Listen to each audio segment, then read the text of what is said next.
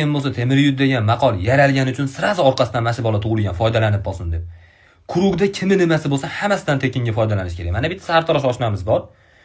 Mana tekin purush chacha mayli badanidagi jamiki junini oldiradi har kuni. Ishonasizlarmi? Bunday o'tirib zerikib ketgandan qo'yini ham yetalab chiqaradi. Voy, jun kirardi bo'lsa, mana qo'yib olib chiqdim.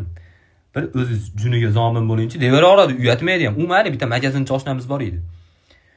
Odam bir kunda 4 kilo kalbasa yorib, hech yo davleniya olib olish kerak edi, tushunyapsizlarmi? U bo'lmagan u. Kalbasa ham yeydimi, orzoronasi kirson u yashin o'rniga. U mayli qishda mana marjinalaring srogi o'tib qoladi. Bab hech kim yemaydi, hech kim olmaydi deb turib 700 grammli marjindan 3 tasini qoshoqlab aytib kechgacha.